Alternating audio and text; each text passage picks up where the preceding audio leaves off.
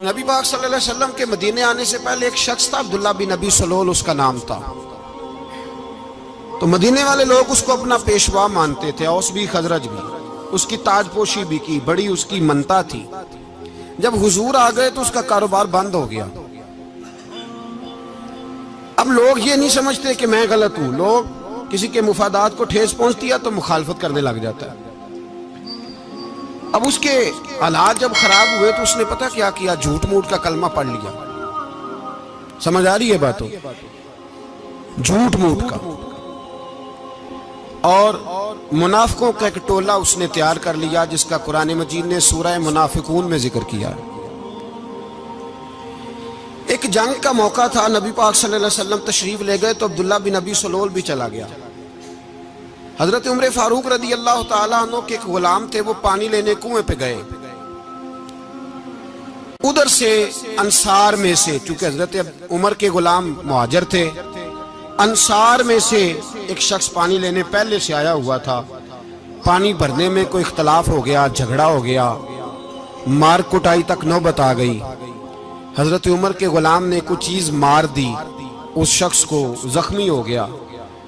اس نے پکارا، عبداللہ بن ابی سلول نے سمجھا کہ موقع اچھا ہے، دوڑا ہوا آیا اور آ کر اس نے کہا، انصار مدینہ بھاگ کے آؤ، جلدی آؤ،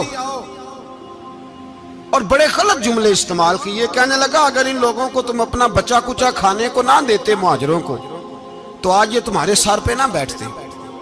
معاذ اللہ، ایسی باتوں پہ کہا کرے، بولے یہ روزمرہ کی گفتگو میں عادت بنائیں، کوئی ایسی بات کرنی ہو تو معاذ اللہ استغفر اللہ کہہ کے کرنی چاہیے۔ اس نے کہا کہ معاذ اللہ، اب ان کو بچا کچا نہ دیں تو یہ ہمارے سر پہ نہ بیٹھتے۔ شور کیا اس نے۔ ہمارے ہاں بھی سیانے بندے پنچایت کے لوگ، وہ کہتے ہیں تو اس برادری کے بچے سے ہی مار کھا ہے، پتہ ہی نہیں چلا، جا اسے مار کے آ، سر پھاڑا، یہ کار پھوڑ دے اس کا سر، اور دیکھ میں دیکھ لوں گا بعد میں جو ہوگا۔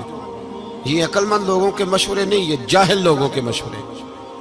ناراض نہ ہونا، پر یہ نبی پاک صلی اللہ علیہ وسلم نے فرمایا ہے، حضور کا فرمان ہے۔ یہ کن لوگوں کا کام ہے؟ بول کے بتائیں، بول کے۔ پڑھے لکھے سیانے بندے اس طرح کے مشورے یہ بالکل نہیں دیتے، جاہلوں کا کام۔ پکارا، مہاجر سارے اکٹھے ہو گئے، انصار سارے آ گئے، اور جب انصار آئے تو مہاجرین کو بھی پکارا، مہاجر بھی آ گئے۔ اب وہ گتھم گتھا ہونے لگے تو کسی نے جا کے محبوب پاک کے کان میں کہا، یا رسول اللہ، وہاں تو مہاجر انصار لڑنے لگے، وہ پرانی لڑائیاں پھر سے جاگ گئی ہیں۔ نبی پاک تشریف لائے، حضور نے وہاں لفظ بیان کیے، فرمایا یہ تم نے کیا جاہلوں جیسا کام شروع کیا ہوا ہے؟ یہ کون سا کام ہے؟ اللہ کرے ہم سب اس کام سے باز آ جائے، آمین تو کہنا۔ اور تو اس برادری دے منڈے کوئی مار کھائیں؟ برادری کیا ہوتی ہے؟ برادری تو تعارف کے لیے، اونچ نیچ کہاں سے آ گئی؟ کہا میرے رسول پاک علیہ الصلوۃ والسلام نے، فرمایا تم جاہلوں جیسے کام کر رہے ہو۔ صلح کرائی، بات رفع دفع کرائی، لوگ چلے گئے، معاملہ ٹھنڈا ہو گیا۔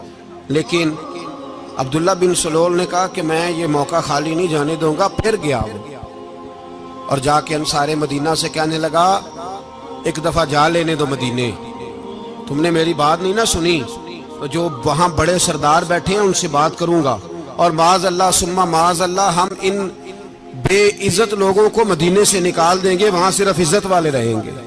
یہ غلط جملے اس نے ادا کیے جس کو قرآن پاک نے سورہ منافقون میں بیان فرمایا ہے۔ اس نے یہ بات کی۔ ایک صحابی تھے حضرت زید رضی اللہ تعالیٰ عنہ، وہ سن رہے تھے، آ کے عرض کی، یا رسول اللہ صلی اللہ علیہ وسلم، عبداللہ بن ابی سلول تو اس طرح کہہ رہا ہے کہ مدینے جا کے عزت والے دوسروں کو نکال دیں گے، اور تم اگر اپنا بچہ انہیں نہ دیتے تو معاذ اللہ آج یہ ایسا نہ کرتے۔ حضرت عمر نے بھی سن لیا، حضرت عمر نے بات سن لی، تلوار نکالی اور دوڑے۔ حضور نے بازو پکڑا، فرمایا کدھر جا رہے ہو؟ کہا یا رسول اللہ، اگر آج سزا نہ دی تو کل اور بات بھی کرے گا، اور اگر آج ایک قتل ہو گیا تو باقی سیانے بن جائیں گے۔ یا رسول اللہ مجھے چھوڑے، میں ماروں گا۔ حضور نے فرمایا عمر چپ کر، وہ جھوٹ موٹ کا کلمہ پڑھتا ہے، لوگ کہیں گے کہ محمد ابن عبداللہ نے اپنے ساتھی مارنے شروع کر دیے۔ چپ کر، حوصلہ کر، صبر کر، دلیری کر۔ حضرت عمر کہتے ہیں میری حضور کے کہنے پر میں ٹھہر تو گیا، پر وہ میرے اندر جو آگ لگی ہوئی تھی ٹھنڈی نہیں ہو رہی۔ کہتے ہیں میں چپ تو کر گیا۔ نبی پاک علیہ السلام نے پوچھا عبداللہ بن ابی سلول سے تو نے یہ کہا ہے؟ کہنے لگا حاشا و کلا، میں نے بات ہی نہیں کی۔ ہاں، اب لوگ کہنے لگے کہ زید تو نوجوان ہے تو یہ بوڑھا آدمی ہے، چلو صحیح کہتا ہوگا۔ حضور بھی خاموش ہو گئے۔ اللہ پاک نے قرآن مجید نازل فرما دیا، فرمایا اللہ نے سن لی ان کی بات جنہوں نے یہ کہا ہے، اور پھر لفظ بڑے حسین ہے، فرمایا یہ کہتے ہم عزت والے ہیں؟ نہیں، وَلِلَّهِ الْعِزَّةُ وَلِرَسُولِهِ وَلِلْمُؤْمِنِينَ، فرمایا عزت تو اللہ کے پاس ہے، اللہ کے رسول کے پاس ہے، اور عزت تو مومنوں کے پاس ہے، مومنین کے پاس عزت ہے۔ یہ قرآن پاک نے سارا مضمون بیان کر دیا کہ عبداللہ بن ابی سلول غلط کہتا ہے اور حضرت زید صحیح کہتے ہیں۔ حضور نے کچھ نہیں فرمایا، جا رہا ہے قافلہ۔ جب مدینے کی سرحد آ گئی نا، حدود مدینہ منورہ کی شروع ہوئی، تو عبداللہ کا اپنا بیٹا، اس کا نام بھی عبداللہ بن عبداللہ تھا، اپنا بیٹا اس کا بڑا مخلص جانثار غلام تھا میرے رسول پاک صلی اللہ علیہ وسلم کا، وہ تلوار لے کے مدینے کی حد پہ کھڑا ہو گیا اور کہنے لگا میرے باپ تو نے اتنی بے ایمانی کے لفظ کہے کہ میں ان کو نکال دوں گا؟ کہے اپنی زبان سے کہ میں ذلت والا ہوں، رسول پاک کو اللہ نے بڑی عزت عطا فرمائی، کہے ورنہ میں تیری گردن کاٹ دوں گا۔ بول، کہے حضور بھی عزت والے اور نبی پاک کے غلام بھی عزت، کہے اپنی زبان سے، کہے میرے رب کا یہ فرمان ہے وَرَفَعْنَا لَكَ ذِكْرَكَ، حبیب میں خود تیرے لیے تیری شانوں کو بلند فرما دوں گا۔ تو کہا تو دشمن ہو کے کہنے لگا میرے بیٹے مجھے معاف کر دے، مصطفیٰ تو بڑی عزتوں والے ہیں، ان کے غلام شانوں والے۔ جب بیٹا تلوار لے کے سامنے کھڑا ہوا، شہرت ہوئی، اب نبی پاک نے حضرت عمر کی طرف دیکھا، کہا عمر تیری بات صحیح تھی، اب جو ہوا یہ زیادہ صحیح تھا، وہ میں نے تجھے کہا حوصلہ کر، تدبر کر، وقت کا انتظار کر، یہ صحیح ہوا کہ وہ صحیح تھا۔ تو حضرت عمر فاروق کہنے لگے یا رسول اللہ میں گواہی دیتا ہوں آپ واقعی اللہ کے سچے رسول ہیں صلی اللہ علیہ۔ اتنی اچھی رائے، وقت فیصلہ کرتا ہے، تدبر سے چلے، دانائی سے چلے، علم پیدا کریں، بردباری۔ ہمیں کئی دفعہ سجدہ صاف کرنا پڑتا ہے، ہم جو کہتے ہیں بات اس کے الٹ نکل آتی ہے۔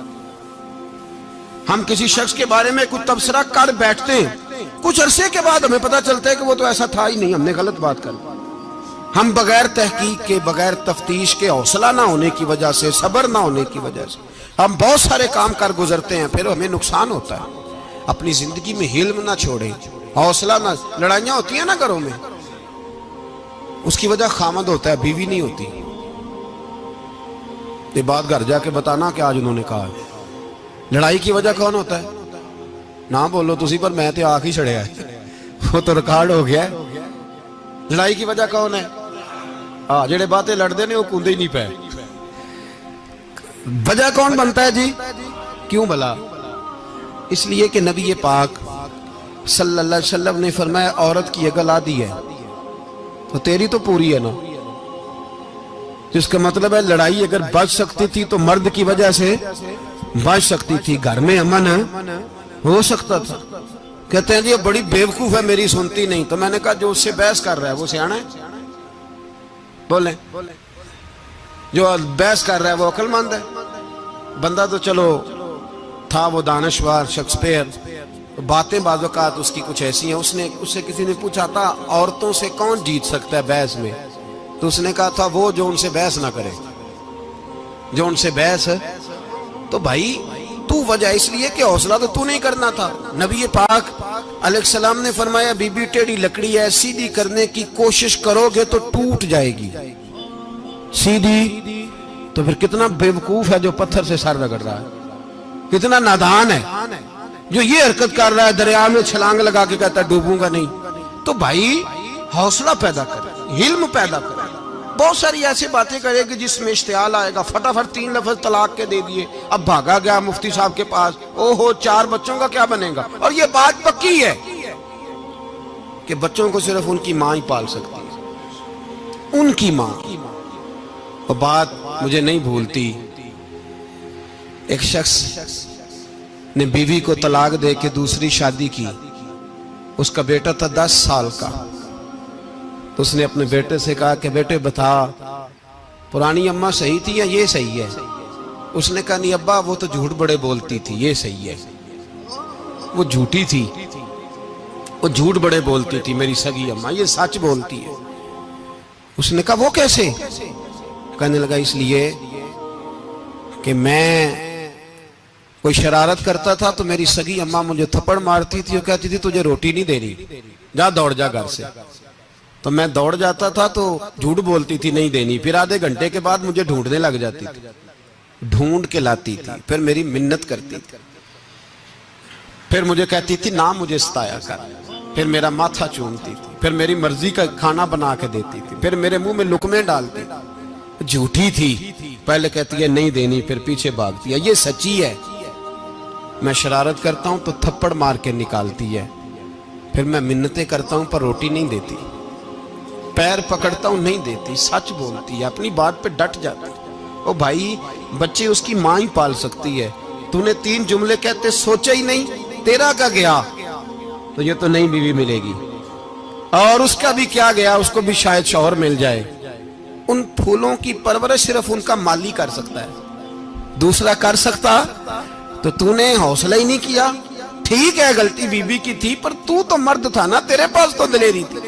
فٹافٹی 3 طلاق کے جملے کہہ دیے. اور میرے رسول پاک علیہ السلام نے فرمایا جائز کام بڑے ہیں پر طلاق جائز تو ہے پر میرے رب کو پسند نہیں، اللہ کو پسند. تو نے مالی بگا دیا جس نے تیرے گھر کا باغ سینچنا تھا. تو بھائی یہ حوصلہ نہیں، درجنوں طلاقیں، 20 کیس، اور ابھی وہ شادی کے پورے کپڑے نہیں پہنے تو طلاق پہلے. اس کی وجہ یہ کہ حوصلہ نہیں، صبر نہیں، رضا نہیں، ہم احساس نہیں کرتے.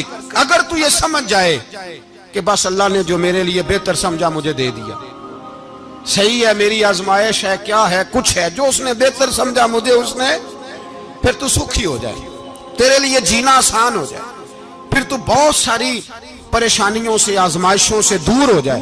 میرے نبی پاک علیہ السلام نے ہمیں حوصلہ کرنے کا حکم دیا، دلیری.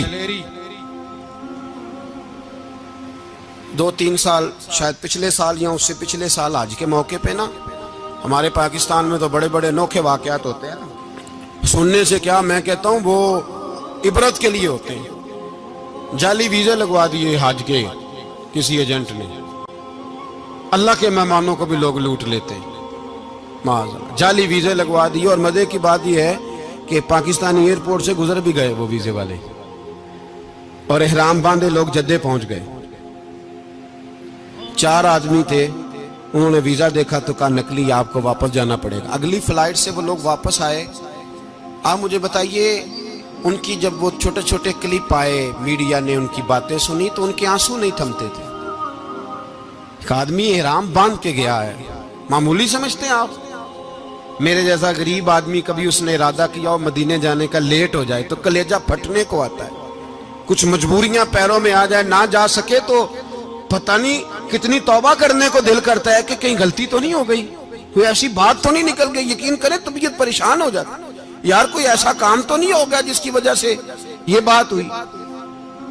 4 آدمی لوٹ آئے، حالات خراب ہو گئے، لوگ رو رو کے قصے سناتے تھے. لیکن میرے رسول پاک علیہ السلام کا حوصلہ دیکھو. حضور کعبے کا بھی کعبہ، حضور مالک، حرم کے مالک مطلق، جن کے صدقے اللہ نے کعبہ کو بیت اللہ بنایا. حاجیو آؤ شہنشاہ کا روضہ دیکھو، کعبہ تو دیکھ چکے اب کعبے کا بھی کعبہ دیکھو. حضور 1400 صحابہ کو لے کے گئے عمرہ کرنے. مقام حدیبیہ پر پہنچے تو کافروں نے روک لیا، ہم عمرہ نہیں کرتے. تو اور میں خادم اور جو وارث و مالک ہیں 1400 صحابہ، ہم نہیں عمرہ کرنے دیتے، واپس جائیے. صلح لکھی جا رہی ہے. صلح کی شرطیں کیا ہیں؟ مکے سے کوئی آدمی غلطی سے بھی مدینے چلا گیا، مکے کا آدمی، تو مسلمان اگر ان کے ظلم سے تنگ آ کے، مکی مسلمان کافروں کے ظلم سے تنگ آ کے مدینے چلا گیا تو مدینے والے واپس کریں گے. اور اگر مدینے سے کوئی شخص غلطی سے بھی مکے چلا گیا تو مکے والے واپس نہیں کریں گے. اتنی سخت شرائط. حضرت عمر غصے سے کانپنے لگے, صحابہ پریشان ہیں, پر میرے رسول پاک نے صبر دکھایا, حوصلہ, تدبر. یہ تدبیر ہے, صبر ایک بہترین تدبیر ہے, اگر کوئی اپنائے تو بہترین طریقہ ہے. حضور نے فرمایا ہمیں منظور ہے, صلح کرو. اور اتنا سخت حکم ہے, کہنے لگے 1400 احرام والے واپس جائیں, بعد میں آنا, اس وقت نہیں عمرہ کرنے دیں گے. میرے نبی پاک علیہ السلام, مجھے بتاؤ, مجھے اور آپ کو دکھ ہوتا ہے تیاری ہو تو پروگرام رہ جائے, تو اگر احرام باندھا ہو اور اللہ کے رسول نے بندھوایا ہو تو حضور واپس لوٹنے لگے تو کتنی تکلیف کی بات ہے. حضور نے فرمایا چلو آئندہ آئیں گے. معاہدہ لکھا جا رہا ہے, حضرت علی معاہدہ لکھ رہے ہیں. لکھو محمد الرسول اللہ صلی اللہ علیہ محمد الرسول اللہ صلی اللہ علیہ وسلم اور قریش مکہ کے بیچ معاہدہ. یہ تحریر لکھی جا رہی تھی تو ابو سفیان بول پڑا, کہنے لگا جی ہم محمد الرسول اللہ نہیں لکھنے دیں گے معاذ اللہ, یہی تو ہمارا جھگڑا ہے. اگر آپ کو رسول اللہ مان لیا تو پیچھے رہ کیا گیا, محمد ابن عبداللہ لکھے. حضور نے حضرت علی سے فرمایا رسول اللہ کاٹ کے محمد ابن عبداللہ لکھو.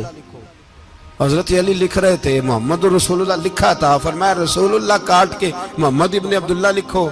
تو حضرت علی کہنے لگے حضور مجھے یہ لفظ کاٹنا نہیں آتا, حضور مجھے یہ لفظ کاٹنا. کسی صحابی نے اعتراض نہیں کیا کہ لکھنا آتا تھا, کہا مجھے کاٹنا. حضور نے دوبارہ کہا علی کاٹ دو.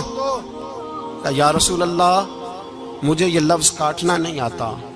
میرے حبیب نے تیسری دفعہ کہا علی کاٹو. تو شیر خدا نے قلم چھوڑا, ہاتھ باندھے اور کھڑے ہو کہنے لگے محبوبہ مجھے تیرے قصیدے لکھنے آتے ہیں, کاٹنے کوئی نہیں آتے. میں مجبور ہوں, مجھ سے نہیں ہوتا. کوشش کرتا ہوں, نہ قلم اٹھتا ہے نہ ہاتھ چلتا ہے.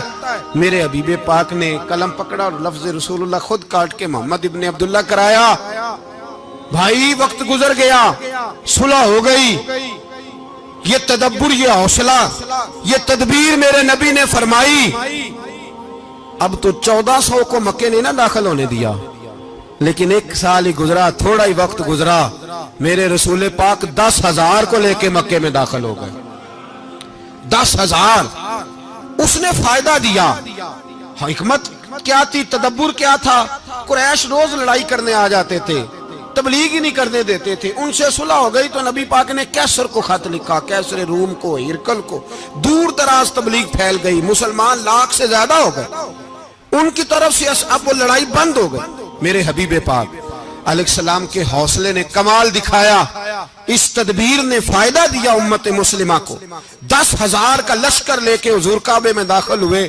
کل جو ابو سفیان کہتے تھے نا محمد رسول اللہ لکھنے نہیں دوں گا, آج وہ خود کہہ رہے تھے اشہد ان لا الہ الا اللہ واشہد ان محمد رسول اللہ صلی اللہ علیہ. کل جو کہہ رہے تھے کہ میں یہ لفظ نہیں لکھنے دوں گا, آج ابو سفیان کی حویلی میں لاکھوں لوگ, ہزاروں لوگ بیٹھے تھے اور سارے کہہ رہے تھے محمد الرسول اللہ محمد الرسول اللہ محمد الرسول اللہ صلی اللہ علیہ وسلم. میرے محبوب کی تدبر نے, فقاہت نے, اور پھر کمال ہوا. 1400 کہاں اور 1,44,000 کہاں. 1400 کہاں اور 1,44,000. 1400 کو نہیں جانے دیا عمرہ کرنے. میرے رسول پاک 1,44,000 کو لے کے حج کرنے چلے گئے. حضور نے حج کیا, ہر طرف لبیک لبیک کی صدائیں بلند ہوئی. یہ میرے نبی پاک کا تدبر ہے, حوصلہ ہے. اگر وقتی طور پہ حوصلہ کر جاؤ گے, دلیری کر جاؤ گے, آنے والا وقت آسان ہو جائے. حوصلہ نہیں, صبر نہیں, سکون نہیں, 2-4 باتیں, یہاں تک کہ لوگ ابا جی کی بات برداشت نہیں کرتے. ایسے جملے کہہ دیتے ہیں جو دوبارہ پلٹ کے نہیں آتے. ماں کو لفظ نہیں بولتے, باپ کی روح تک چھلنی کر دیتے ہیں وہ جملے. لیکن لوگ اس وقت حوصلہ کرنے, اور ہم پنجابی لوگوں نے تو گنجائش ہی بڑی دے دی ہے. کہتے ہیں بچہ ہے جے ایک ہی ہے, ایک میں حوصلہ کرے کی ہے ماشاءاللہ. تو اگر جوان ہو گیا تو کہتے ہیں گرم خون ہے مکہ کب. اگر بوڑھا ہو گیا تو کہتے ہیں بوڑھوں میں حوصلہ نہیں ہوتا, نہ بچے میں نہ تو کس میں حوصلہ ہوگا؟ بولے کسی میں بھی نہیں. چھٹی سب کو فتویٰ مل گیا نا, یہ بچہ ہے جی, ابھی یہ تو بچہ ہے, آپ تو سیانے بیانے ہیں, یہ بچہ ہے. کمال ہو گئی ہے بھائی, کیا مطلب ہے بچہ ہے؟ بچے کو سارا پتا ہے, ہر چیز اسے آتی ہے, حوصلہ کرنا ہی نہیں آتا. اور پھر کہہ دیا وہ تو گرم خون ہے. وہ کیا بات کرتے ہو, گرم خون؟ ابے کے گلے پڑ گیا گرم خون, اس کو کھڑا کرو نا ایس پی کے سامنے اور اس کو کہو مار تھپڑ اس کے منہ پہ, تیرے گرم خون کا پتا چلے. غریب کے یہ گلے پڑ گیا, اس کو کھڑا کرو ایس او کے سامنے, پھر پتا چلے گا خون کتنا گرم ہے. وہاں بالکل چپ ہے, بالکل خاموش ہے. اور گرم خون اس کا صرف اماں کے لیے, جلال صرف رہ گیا اگر غریب گھر کی بیٹی بیاہ کے لایا تو صرف اس کے لیے. کوئی ایسی بات نہیں. ہم بڑے سیانے, ہمارا غصہ بڑا سمجھدار ہے, ہمارا وہ گرم خون بڑا سیانا ہے. وہ جہاں دیکھتا ہے کہ معاملہ ہلکا ہے تو وہاں وہ گرم خون جلال میں, اور جہاں دیکھتا ہے کہ سامنے والا تگڑا ہے تو وہاں وہ گرم خون فوراً ٹھنڈا ہو جاتا ہے. حوصلہ پیدا کرے. زندگی حوصلے مند لوگ جیتے ہیں, جو حوصلے مند نہیں ہوتے وہ تو زندگی کا ایک سال لطف سے نہیں جی پاتے. حوصلہ کریں, مسکرائیں. میرے نبی پاک صلی اللہ تعالی علیہ وسلم نے نا عثمان بن طلحہ, کعبے کی چابی ان کے پاس ہوتی تھی, تو حضور نے ایک دن فرمایا عثمان, اچھا یہ نہیں تھا کہ عثمان خاص لوگوں کو چابی کعبہ کھول کے دکھاتے تھے, بلکہ ان کو قریش کی جانب سے یہ حکم تھا کہ جو بھی تجھے کہے تو نے کعبے کا دروازہ کھول دینا. نبی پاک علیہ الصلوۃ والسلام نے نا ہجرت سے 2-4 دن پہلے کہا کہ عثمان ذرا چابی دو, میں نے کعبہ اندر سے دیکھنا ہے. بڑے ٹھنڈے دل سے ذرا سننا, ادھر دیکھو میری طرف, ادھر دیکھیے گا ذرا میرے بھائی. میں نے ایک بندے سے کہا یار پانی کی بوتل دینا دکاندار سے, ایک ہے اس نے کہہ دیا نہیں میرے پاس. اس بات کا کوئی غصہ بولیے, اور اگر وہ کہے سارے زمانے کو ملے گی آپ کو نہیں دینی, پھر بولے میرا خیال ہے چپ کر کے ہنس کے آ جائیں گے, سوال ہی نہیں پیدا ہوتا. ہم کہیں گے مجھے نہیں نہ دینی, تو نے تو دکان اٹھا یہاں سے, بند کر اسے. کیا مطلب ہے سب کو دینی ہے تجھے نہیں دینی, کیا معنی ہے اس کا؟ لے کے جاؤں گا, جھگڑا ہوگا, بحث کریں گے. عثمان بن طلحہ سے حضور نے فرمایا دروازہ کھولو, کعبہ دیکھنا ہے. عثمان کہنے لگا میں ساری دنیا کو دکھاؤں گا, آپ کو نہیں دکھاؤں گا. کتنی سخت بات ہے, پر قربان جائیں رسول اللہ کے حوصلے پہ صلی اللہ علیہ. عثمان کہتے ہیں میں نے یہ بات کی تو نبی پاک مسکرانے لگے, اور میں اچھا نہیں دینی, تو حضور نے نا مسکرا کے اور میری کمر پہ تھپکی دی, فرمایا اچھا یاد رکھنا یہ چابی میں تجھ سے لے لوں گا, اور جس کو میرا دل کرے گا میں اس کو دوں گا. عثمان کہتے ہیں روز رات کو نبی پاک کے یہ جملے میرے کانوں میں گونجتے تھے کہ حضور نے فرمایا. کہتے ہیں جس دن پتا چلا نا نبی پاک 10,000 کا لشکر لے کے آ رہے ہیں, تو ابو سفیان میٹنگیں کر رہے تھے, مکے کے سارے سردار تیاری کر رہے تھے, اور میرے کانوں میں ایک ہی لفظ تھا کہ حضور نے فرمایا میں چابی لے لوں گا, پھر جس کو میں چاہوں گا اسے دوں گا. عثمان کہتے ہیں حد ہو گئی, وقت گزر گیا, حضور آ گئے, طواف فرمایا, اور طواف کے بعد میرے نبی پاک علیہ السلام نے فرمایا بلاؤ نا ذرا عثمان کو. عثمان کہتے ہیں میں چابی لے کے آیا تو دوسرا جملہ کوئی نہیں. ساڑھے نا کوئی بندہ مشورہ دے وے دی نہ منیے, تے جے کام مونجو ہو جے نا, جن جو نے مشورہ دیتا سی تے وہ نال ہی غوث پاک بن جاندا ہے. تینوں آکھیا سی نا, فوراً ہی داتا علی اجویری ہو جاندا ہے. وہ کہندے تینوں پتہ نہیں میں کڈا ولی اللہ, تینوں میں آکھیا سی میں انج نہ کر, اور بندہ پریشان ہوتا ہے کام الٹ ہو گیا, اور لاگوں آکھی جاندا ویکھو جی میں تے تانوں پہلوں ہی آکھیا سی. جی عجیب بات ہے, شیخ چلی کی طرح پیچھے پڑ جائے گا, میں نے تو پہلے ہی کہا تھا. او بس کر یار, اب تو خواجہ معین الدین اجمیری ہو گیا, بس کرو. مشورہ ہی ہوتا ہے, کسی کا مل جاتا ہے اور کسی کا نہیں لیا جاتا. فوری طور پہ بندہ اٹھ کے نہ تو ولایت کی 4تھی سیڑھی پہ چڑھ جائے گا, کہے گا میں تو اب دالے وقت ہوں, میں کتب دورہ ہوں, میں نے تجھے کہا نہیں تھا. بس کر یار, کئی دفعہ مشورے صحیح ہوتے ہیں, کئی دفعہ صحیح.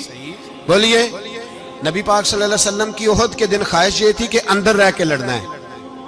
جوان صحابہ نے کہا باہر جا کے لڑائی کرنی ہے, حضور نے باہر جا کے جنگ کی. بظاہر مسلمانوں کو شکست ہوئی. حضور نے ایک دفعہ نہیں کہا کہ میں نے تمہیں کہا نہیں تھا اندر رہنا ہے, بس ہو گیا جو ہو گیا. اب اس میں فٹافٹ اگلے کو حوصلہ دو، کوئی عرض نہیں یار. نبی پاک سب بولیے صلی اللہ علیہ وسلم، میرے حبیب پاک علیہ الصلوۃ والسلام نے نا کہا عثمان کو بلاؤ. عثمان آئے تو عثمان کہتے میں نے چابی دی تو میں تیار تھا، میں تیار تھا کہ اب میری بات ہوگی اور رسوائی ہوگی. لیکن کہتے ہیں قربان جائیں مصطفیٰ نے تو یہ جملہ بھی نہیں کہا کہ میں نے تجھے کہا نہیں تھا، یہ بھی نہیں کہا. حضور نے چابی لی، کعبے کے بت صاف کیے، نماز پڑھی، واپس آئے. فرمایا عثمان میرا وعدہ تھا تیرے ساتھ کہ جس کو میں چاہوں گا چابی دوں گا، یہ لو چابی میں تجھے ہی دینا چاہتا ہوں، لے لو رکھ لو. عثمان کہتے ہیں وہ چابی نہیں میرے طرف آ رہی تھی، میری طرف ایمان آ رہا تھا. وہ چابی نہیں آ رہی، ایمان آ رہا تھا میری جانب. کہتے ہیں میرے ہاتھوں میں چابی آئی اور میری زبان پہ کلمہ توحید جاری ہو گیا. بھائی تدبر، حوصلہ، صبر، رضا، ہمیں تو ٹائم بھی نہیں گزارنا آتا. گھر کا ماحول، گھر کے اندر رہ کے لوگ دکھی ہیں، اس لیے کہ ہماری طبیعتوں میں حوصلہ نہیں، ایک منٹ کے لیے نہیں، ایک سیکنڈ کے لیے بھی ہم یہ برداشت نہیں کرتے کہ چلو تھوڑا انتظار کریں، وقت کو دیکھیں، موقع کو دیکھیں. میرے نبی پاک علیہ الصلوۃ والسلام پہ اتنی مصیبتیں آئیں کہ پہاڑ پہ آتی تو وہ ریزہ ریزہ ہو جاتے، لیکن کسی مقام پر بھی حضور علیہ الصلوۃ والسلام شکوہ کرتے نظر نہیں آتے. ہم غریبی کا رونا روتے ہیں، ہر چوتھا آدمی کہتا ہے بڑا غریب ہوں، لیکن میرے نبی پاک علیہ الصلوۃ والسلام نے چوتھے دن کھجور کھائی، سرکہ کھایا ہے اور موٹے بان کی چارپائی پہ آرام کیا ہے. حضرت عمر نے کہا حضور کتنی تکلیف ہے؟ فرمایا عمر کوئی تکلیف نہیں، تھوڑا سا تو وقت ہے، جنت میں جائیں گے، ساری نعمتیں اللہ نے ہمارے لیے تیار کی ہوئی ہے. راضی بالرضا، راضی بالرضا، کوئی کسی قسم کا مسئلہ نہیں. ہمیں آزمائشیں آتی ہیں، تکلیفیں آتی ہیں، بیماریاں آتی ہیں، لوگ چھوٹی چھوٹی بات پر پریشان ہو جاتے ہیں، ذرا ذرا سی بات پر شکوہ کرتے ہیں. میرے رسول پاک علیہ السلام نے فرمایا جب میرا رب کسی کو بیمار کرتا ہے تو 2 فرشتوں کو بھیجتا ہے، جاؤ میرے بندے کی تیمارداری کر کے آؤ. اللہ اکبر، خود رب بھیجتا ہے، جاؤ میرے بندے کی. تو مجھے بتائیے جب اللہ بھیجے تو پھر تندرست خوش نصیب ہوا کہ بیمار؟ جی تندرست پھر خوش نصیب کون ہوا؟ میرے نبی پاک صلی اللہ علیہ وسلم نے فرمایا رب 2 فرشتے بھیجتا ہے، فرماتا ہے پتہ کر کے آؤ میرے بندے کا اس کا کیا حال ہے، حالانکہ اللہ سارا ہی جانتا ہے. فرشتے آتے ہیں، واپس جاتے ہیں، رب کریم پوچھتے ہیں بتاؤ میرا بندہ کیا کہتا تھا؟ اللہ تجھے سارا ہی پتہ ہے، پر ہم سے پوچھتے تو بتا دیتے ہیں. وہ یہ کہتا تھا کہ میں اپنی رب کی رضا پہ بڑا ہی راضی ہوں. وہ تیری حمد کر رہا تھا، تیری تعریف کر رہا تھا، تیرا شکر کر رہا تھا، تیرے لیے کلمات حمد بیان کر رہا تھا. تو میرے نبی پاک علیہ السلام فرماتے ہیں، اللہ فرشتوں سے فرماتا ہے سنو پھر اگر میں اپنے بندے کو اس بیماری میں شفا دوں گا تو اس تندرستی سے زیادہ اچھی تندرستی دوں گا جو پہلے اسے عطا کی ہوئی تھی، پہلے سے اچھی صحت دوں گا. اور اگر اسے اس بیماری میں موت دوں گا تو پھر مرتے ہی اس کے لیے میں جنت کا فیصلہ فرما دوں گا. بھائی جب تو راضی بالرضا رہتا ہے، راضی بالرضا، بڑی سادی سی بات ہے بھائی. آپ گھر گئے روٹی مانگی تو اگر کسی نے کہا نا کہ اتنی تھکاوٹ ہے ٹائم پہ آیا کریں اس وقت، تو روٹی تو وہ بھی مل گئی پر اس میں لذت، وہ سکون نہیں، وہ سکون نہیں. میری اماں جی سالن پکا کے رکھ لیتی تھی تو روٹی جب بھی کوئی مانگتا تھا تو تازی بنا کے دیتی تھی، ان کی طبیعت تھی. تو میں اکثر ان سے کہتا کہ اماں جی پکا کے رکھ دیا کرو. کہتے تمہیں خوشی نہیں ہوتی جب تمہاری اماں تازی پکا کے دیتی ہے؟ خوشی ہوتی ہے، طبیعت میں خوشی ہوتی ہے. ان کا مزاج تھا، ذوق تھا، تو ہم سمجھتے تھے یار یہ بڑی سعادت کی بات. تو آپ گھر گئے رات کو تو گھر والوں سے کہا روٹی، تو فوراً اٹھے، فوراً، اور انہوں نے کھانا تازہ بنایا اور ساتھ یہ بھی کہا باہر سے نہ کھایا کرے بندہ بیمار ہو جاتا ہے. کتنی ٹھنڈک پہنچتی ہے آدمی کے دل کو، سکون ملتا. تو بھائی بیماری تو آپ نے کاٹ لی لیکن ساتھ کہو ہو بڑا بیمار ہوں، میں نے تو اتنے گناہ بھی نہیں کیے، ظلم بھی نہیں کیا، کسی کو کچھ بھی. اب بیماری تب بھی کٹ گئی پر بڑی آزمائش، مریض ڈاکٹر کے گلے پڑ رہا ہے، اس کے لواحقین جھگڑے کر رہے ہیں، بیماری وہ بھی کٹ گئی. اور ایک بیمار وہ ہے جو چارپائی پہ لیٹا ہے اور کہتا ہے جس طرح میرا اللہ راضی اسی طرح میں بھی راضی. تو بیماری اس کی بھی کٹ گئی. حضرت یونس علی نبینا علیہ الصلوۃ والسلام نے ایک دن حضرت جبریل امین ملنے آئے تو جناب یونس علیہ السلام کہنے لگے اے جبریل اللہ کے نیک بندوں میں جو اللہ کو اس وقت سب سے زیادہ پسند ہے نبیوں کے بعد، توجہ کرنا بات پر، جو سب سے زیادہ اللہ کو پسند ہے نبیوں کے بعد ولیوں میں، اور سب سے زیادہ اللہ جس کو اللہ کی بارگاہ میں عبادت گزار لکھا جاتا ہے، میری اس بندے سے ملاقات کرا۔ تو حضرت جبریل نے جناب یونس علیہ السلام کو ساتھ لیا تو ایک شخص کے پاس پہنچے جو آنکھوں سے اندھا تھا، دونوں ہاتھ اس کے سلامت نہیں تھے اور پورے جسم میں پیپ جاری تھی، ریشہ تھا۔ جب جا کے السلام علیکم کہا نا حضرت یونس نے، اس نے وعلیکم السلام کے بعد پہلا لفظ پتہ کیا کہا؟ اس نے کہا یا اللہ تیرا شکر ہے، یا اللہ تیرا، آپ بھی ادا کریں اللہ کا شکر، یا اللہ تیرا، اللہ تیرا شکر ہے۔ تو حضرت یونس علیہ السلام کہنے لگے تو شروع سے اس طرح کا ہے، نابینا بھی اور ہاتھوں سے معذور بھی اور سارا جسم شروع سے؟ تو بڑے ہی خوبصورت لفظ اس بیمار نے کہے، کہنے لگے نہیں حضور میں بالکل ٹھیک ٹھاک تھا، جب تک میرے رب نے چاہا کہ یہ دنیا کو دیکھے تو تب تک اس نے مجھے آنکھیں دیں، اور جب اس نے چاہا کہ اب اس کا دیکھنا بہتر نہیں تو اس نے واپس لے لی۔ تو یا اللہ تیرا شکر ہے، اللہ تیرا شکر ہے۔ پھر کہا جب تک اس نے چاہا کہ میرے ہاتھ رہے تب تک رہے، جب اس نے چاہا کہ میرے لیے بہتر نہیں تو اس نے لے لیے، تو یا اللہ تیرا شکر ہے۔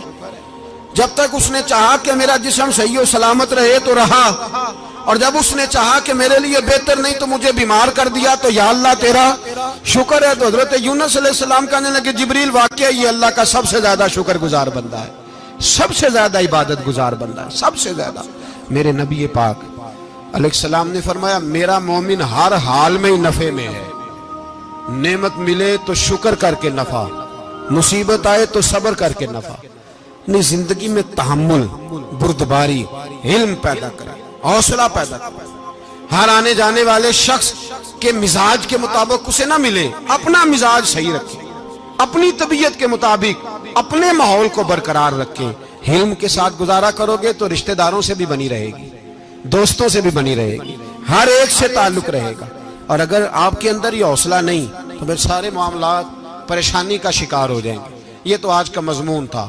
ہمیں نا لوگ مشورہ دیتے ہیں، کہتے ہیں پیر صاحب درویشوں کو سیاست کی بات نہیں کرنی چاہیے، دیتے ہیں نا مشورہ لوگ؟ جی تھوڑا تھوڑا بول دیں، تھوڑا تھوڑا دیتے ہیں نا۔ اگرچہ ہم ان کی بات نہیں مانتے، اس لیے کہ اقبال نے کہا تھا جدا ہو دین سیاست سے تو رہ جاتی ہے چنگیزی، جدا ہو دین سیاست سے تو، اور پہلا فکرہ یہ ہے کہ جلال بادشاہی ہو یا جمہوری تماشا ہو، جدا ہو دین سیاست سے تو رہ جاتی ہے۔ اس نے کہا جب سیاست اور دین علیحدہ علیحدہ ہوتے ہیں تو چنگیز خان اور ہلاکو خان پیدا ہوتے ہیں۔ سیاست جب تک مسجد کے اندر رہتی ہے تب تک پاک صاف رہتی ہے، وہ گندی ہوتی تب ہے جب مسجد سے نکل جاتی ہے۔ حضرت علی کے زمانے تک مسجد میں رہی، پاک صاف رہی، یزید باہر لے گیا تو گندی ہو گئی، حضرت عمر بن عبدالعزیز دوبارہ مسجد میں لے آئے تو پھر پاک ہو گئی۔ لیکن پھر بھی ایک ساتھی نے مجھے کہا تو اس کی بات میں، سب کی باتیں نہیں مانتا، اس کی بات میری سمجھ میں آئی۔ وہ کہنے لگا جی اصل بات یہ ہے کہ سیاسی تبصرے تجزیے ہم اخباروں میں ٹی وی پہ جا کے بیٹھے، جا کے بڑی مہربانی میری طرف دیکھیں، وہ ہم سنتے رہتے ہیں تو ہمارا دل کرتا ہے مسجد میں صرف ہم رسول اللہ کا پیار ہی سنیں۔ تو میں نے کہا یار تیری بات دل کو لگتی ہے، یہ بات صحیح ہے، چلو یہ نیت اچھی ہے، یہ تیرا نظریہ ٹھیک ہے، مان گئے ہم۔ میں چلا گیا دکاندار کے پاس اور میں نے اس کو جا کے کہا کہ گاڑی کا انجن کھولو، اس طرح کرو، اس طرح۔ اس نے کہا مولانا آپ جا کے نا گھر تو فقہ کی کتاب کھولیں، اس لیے کہ گاڑی کے انجن کے بارے میں آپ کو معلومات، یہاں اگر آپ نے یہ کام کرنا ہے تو اس کو پڑھیں، کسی استاد کے پاس ورکشاپ پہ آئیں، آپ کے ہاتھوں کو، منہ کو، چہرے کو مٹی لگے، دھواں لگے، گریس لگے، پھر آپ کو پتہ چلے گا انجن کیسے کھلتا ہے۔ صحیح کہہ رہا ہوں؟ نہیں صحیح کہہ رہا؟ دعا گلہ تو یہاں کر چڑی جائے، صحیح کہہ رہا ہوں جی؟ اگر مولوی کو اجازت نہیں سیاست کی بات کرنے کی، اور مولوی کو اجازت نہیں کہ انجن کی بات کرے، تو سیاستدان کو اجازت ہے دین کی بات کرنے کی؟ یہاں تو وہ آئے نا مدرسے میں پڑھے، پورا دین حاصل کرے، پھر وہ بولے تو پھر تو ٹھیک ہو گیا، لیکن جب اسے سورت اخلاص بھی سیدھی نہیں آتی تو فتوے دینے کی اس کو ضرورت ہے کوئی؟ بولے نا یار، کیوں چھیڑتے ہیں سیاست؟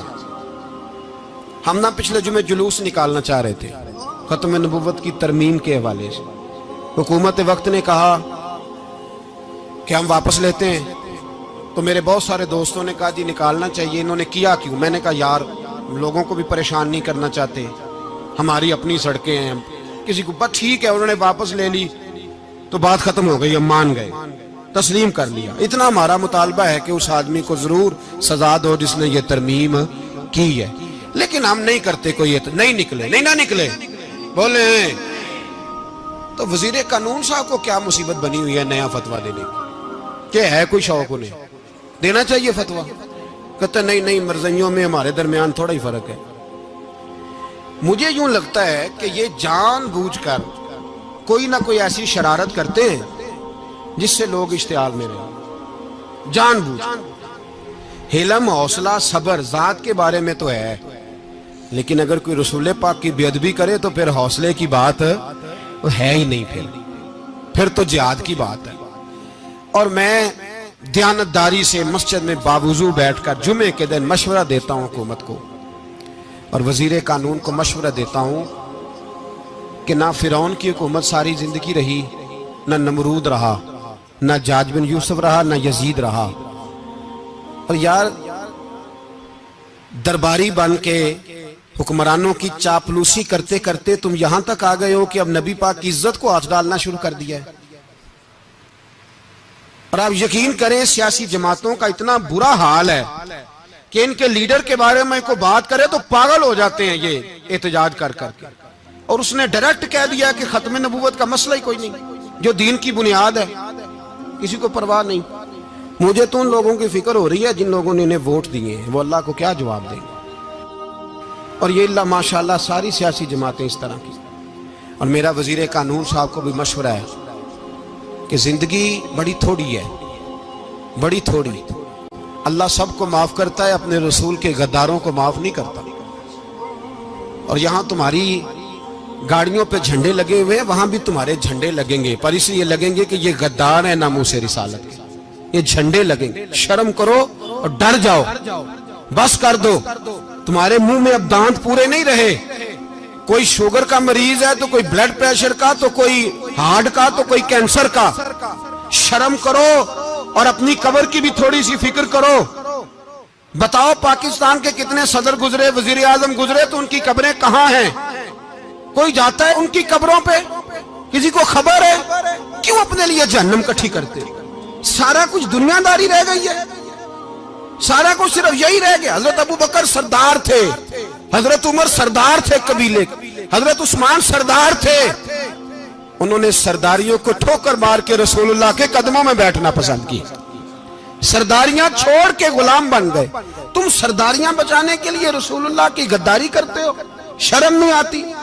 اور قوم شکوہ ہے مجھے ان لوگوں سے جو مولوی تو کہہ دیتے ہیں تو سیاست نہ کر، اور کسی سیاستدان کو منع نہیں کرتے کہ جب تجھے سورت فاتحہ بھی نہیں آتی تو تجھے کس نے اجازت دیا اتنی بڑی بات؟ اور میں نے پچھلے جمعے بھی کہا تھا، پھر کہتا ہوں اور آن دی ریکارڈ کہتا ہوں، مرزائی کل بھی کافر تھے، آج بھی کافر، اور قیامت تک، اور جو ان کے کفر میں شک کرے وہ بھی، اور پکا بے ایمان ہے، کافر ہے، وہ وزیر قانون ہو یا صوبائی ہو یا وفاقی ہو۔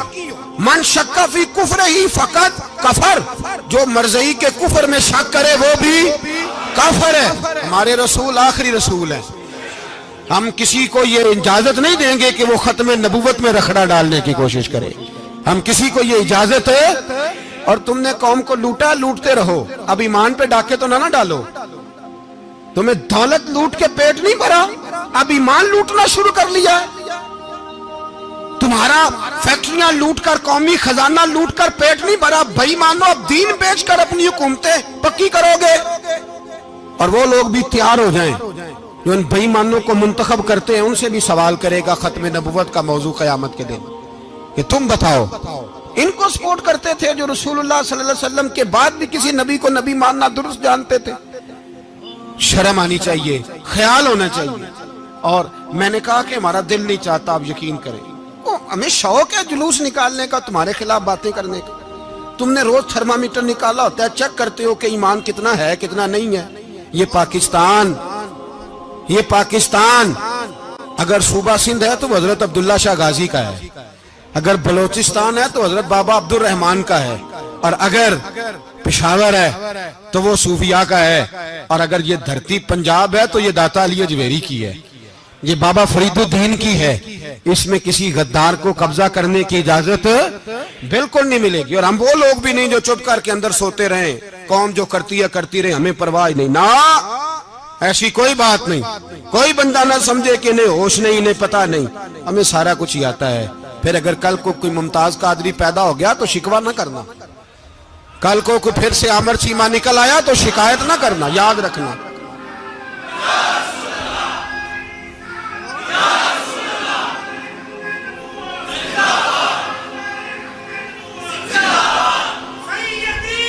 تو میرے بھائی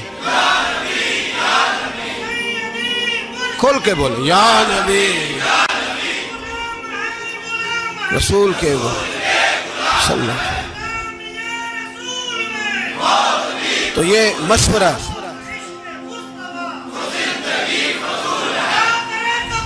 جزاک اللہ, تو یہ تمہیں مشورہ ہے.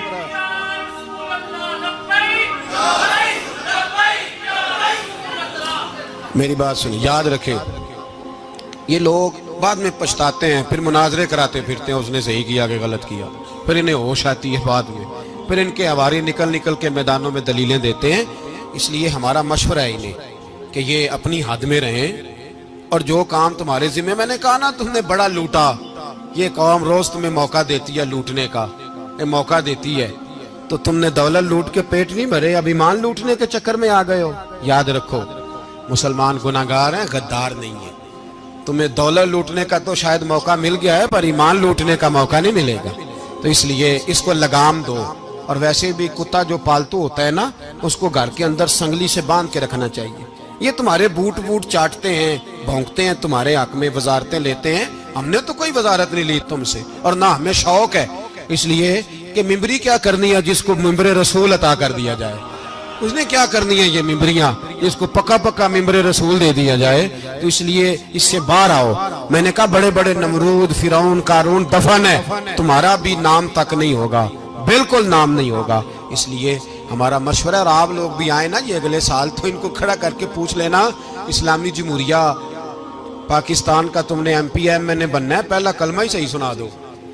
چلو خدا کا واسطہ یہی بتا دو کہ تمہیں نماز بھی ڈھب سے آتی ہے کہ نہیں. اور آپ کی موج ہے, آپ بٹھا لیتے ہیں سر پہ, کیا کریں, سمجھانے والے مفت گناہگار ہو گئے اور بہکانے والے سب تمہارے یار ہو گئے. اس لیے یہ چھیڑتے ہیں جان بوجھ کے, اور پھر جب کوئی ممتاز قادری علیہ رحمہ پیدا ہوتے ہیں, پھر انہیں دشواری ہوتی ہے, پھر ان کا جینا مشکل ہو جاتا ہے. یہ موقع دیتے ہیں, پتہ نہیں کس کے ایجنڈے پہ عمل کر رہے ہیں. میرا سوال یہ ہے, میں نے پچھلے جمعے پھر میرا سوال ہے کہ میں پوچھتا ہوں, اس آدمی کو ضرورت کیا ہے ختم نبوت پر بات کرنے, جب امت مسلمہ کے متفقہ فیصلہ ہے کہ مرزائی کافر, اسمبلی نے بل پاس کر دیا کہ مرزائی, ان کو اقلیت قرار دے دیا, اور جب سے وہ اقلیت بنے, نہ ہم نے ان کی عبادت گاہ جلائی, نہ ہم نے ان کو قبروں سے نکالا, نہ ہم نے, بس ٹھیک ہے جیسے عیسائی رہتے ہیں, یہودی سے کس ملک میں رہتے ہیں وہ بھی رہیں, اقلیت بن کرے, کوئی اعتراض, پر تم انہیں کھینچ کھونچ کے کیوں قریب کرتے ہو, تمہارا کیا جرانہ ہے ان کے ساتھ, بتاؤ تو صحیح. ان لوگوں سے ان کو چاہیے اپنے منہ میں لگام ڈالیں, اور اگر نہیں ڈالیں گے پھر انشاءاللہ ڈالی جائے گی, اور بڑی تگڑی ڈلے گی, اور پھر ایسی ڈلے گی.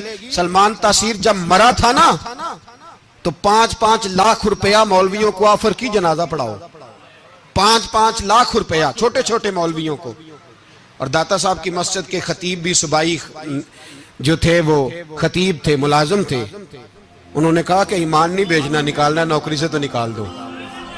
اور بادشاہی مسجد کا مولوی جس کا پتہ ہی نہیں چلتا, کبھی کدھر چلا جاتا ہے کبھی کدھر, یہاں تو وہ بھی کھڑا ہو گیا, اس نے کہا نا ایمان نہیں بیچنا. گورنر ہاؤس کی مسجد کا امام کہنے لگا کہ بخشا جانا نہ جانا یہ تو رحمت الہی کا معاملہ ہے, پر اتنا گندا جنازہ نہیں پڑھنا, اتنا گندا جنازہ نہیں ہم پڑھیں گے. مرنے کے بعد تمہارے جنازے نہیں پڑھے جاتے, تمہاری قبریں خراب ہوتی ہیں, کدھر ہیں تمہاری دولتیں, اور وہ مولوی آج تک پتہ ہی نہیں کدھر گیا جس نے اس غلیظ کا گندا جنازہ پڑھایا. تو بھائی اپنی قبر اشر کو جب جہاں تمہارے جنازے نہیں پڑھے جا رہے تو وہاں تمہارا کیا حال ہوگا. اس لیے ان لوگوں کو چاہیے کہ اپنی زندگی اس طرح گزاریں کہ کچھ نہ کچھ منہ لے کے سرور کائنات کے پاس چلے جائیں، ورنہ ایسا نہ ہو کہ یہاں بھی پھٹکار اور وہاں بھی پھٹکار. اس لیے ہمارا مطالبہ ہے حکومت سے کہ شرم کرو اور ایسے بھائیمانوں کو، کالے ناگ جو تم نے بھرتی کی ہوئے، ان کو نکالو، اور اگر تعریفیں کروانی ہو، تلوے چٹوانے ہو تو اندر کمروں میں ان سے چٹوا لیا کرو. ان سے کہو کہ یہاں ہماری نوکری کرو، باہر نکل کے رسول اللہ صلی اللہ علیہ وسلم کے دین کے بارے میں گفتگو نہ کرو. اس لیے کہ اللہ تبارک و تعالیٰ نے اس دین کے اندر بڑا حسن اور بڑا جذبہ رکھا ہوا ہے، بڑا وقار ہے. ہمارا مطالبہ ہے حکومت سے کہ ختم نبوت کے مسئلے پر کوئی سیاستدان گفتگو نہ کرے. آپ تائید کرتے ہیں اس بات کی؟ اس پر کوئی سیاستدان کوئی گفتگو. ہمارے پاس بڑے تماشے ہیں سیاست کرنے کو، باقی تماشوں پہ سیاست کرو. یہ رسول اللہ کی ناموس کا معاملہ ہے، یہ چھیڑنے کی تمہیں اجازت ہو؟ مجھے سمجھ نہیں آتی یار، جب بات ختم ہو گئی، اسمبلی نے بل واپس لے لیا، تو صوبائی وزیر قانون کو آخر تکلیف کیا ہے؟ آپ کے پاس جواب ہے کوئی اس بات کا؟ یہ بات ختم ہو گئی، ہم نے جلوس نہیں نکالا، چھوڑ دیا، خاموش ہو گئے. علماء نے میٹنگیں بلائی تھی، کینسل کر دی، ٹھیک ہے جی بات. اب دوبارہ سے کیوں چھیڑتے ہو؟ پھر کہتے ہیں احتجاج ہوتا ہے، شور ہوتا ہے. تم خود ایسی حرکتیں کرتے ہو جس سے افراتفری پیدا ہوتی ہے. یہ ملک رسول اللہ کے نام پہ بنا ہے، اور قیامت تک یہاں وہی ہوگا جو میرے رسول پاک صلی اللہ علیہ وسلم کی رضا ہوگی، اور نبی پاک کے قانون کے خلاف کوئی قانون یہاں چل سکتا؟ اللہ ہمیں سمجھنے کی توفیق عطا فرمائے. دیکھنے کو یا محمد یوں تو کیا دیکھا نہیں، دیکھنے کو یا محمد یوں تو کیا دیکھا نہیں. ہاں مگر محبوب کوئی آپ سا دیکھا نہیں. ہاں مگر محبوب کوئی آپ سا دیکھا نہیں. ایک سے ایک بڑھ کر حسین دیکھے مگر یا مصطفیٰ، ایک سے بڑھ کر ایک حسین دیکھے مگر یا مصطفیٰ، تم سے بڑھ کر حسن والا، تم سے بڑھ کر حسن والا.